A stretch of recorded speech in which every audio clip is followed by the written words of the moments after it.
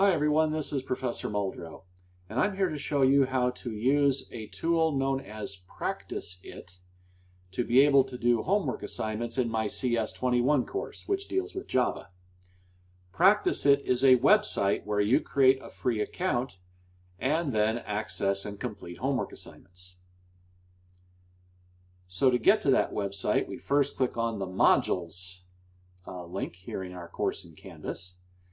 And the first module that appears is called CS21 Resources.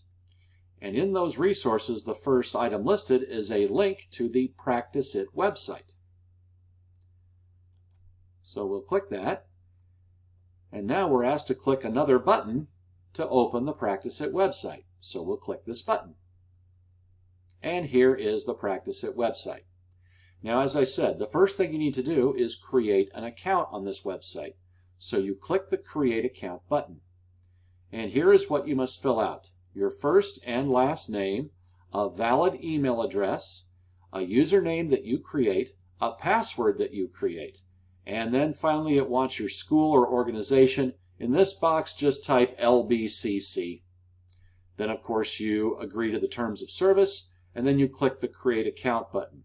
You will be sent an email to the email address you enter to verify your account, and then you can start using the Practice-It website. Now, once you create the account on Practice-It, you click the Login button, and I will log into my account.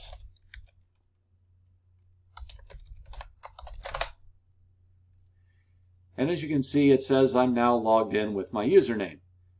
To start practicing, you click the Start Practicing button. Now, what you see on this Problems page are several links. Focus on the first three. The first three correspond to the version of the textbook that you are using. So you want to click whichever one of those first three links corresponds to the version of the textbook you are using. Currently, I am using the 5th edition of the textbook. So I'm going to click this very first link, Building Java Programs 5th edition. And what you see are more categories for each chapter. So if you click Chapter 1, for example, you see a list of homework problems to complete. Now, the way these are organized, every chapter is the same, is there is a list of self-check exercises, and then if you keep scrolling down, you'll see a list of exercises. The exercises always come after the self-checks. Please commit this to memory. The exercises always come after the self-checks when you scroll down. Now then, to access a problem, you click on it.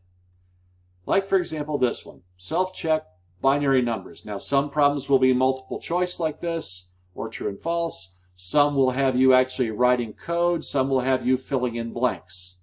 There's a lot of variety here. Now, what you do is you want to get the question right. So if I pick, like I say, I pick answer A for this question, and I click the Submit button, and obviously I got it wrong. Okay? But the good news is there is no limit to the number of attempts on a question. You can keep answering until you get it right. I believe the correct answer to this particular problem is C. Now I click Submit, and it's now green. You got a green arrow there. That means a green check mark, I'm sorry. That means you got it right. And a sound effect. So if you keep going, here we have a bunch of fill in the blanks on question 1.2. I'll hit Submit. There's your sound bite again. And here's question number 3. There you go. So you want to keep trying to answer a question until you get the green check mark. And then once you finish whatever problems you're assigned, you want to have all green check marks on the first 3. You want that for all questions you're assigned. And then once you finish your assignment, you take a screenshot of this page that you're looking at right now, showing all the green check marks. Now you'll be asked to submit self-checks and exercises separately. Keep this in mind again. Exercises come after self-checks when you scroll down. If you have any questions, please send me an email at kmuldrow@lbcc.edu.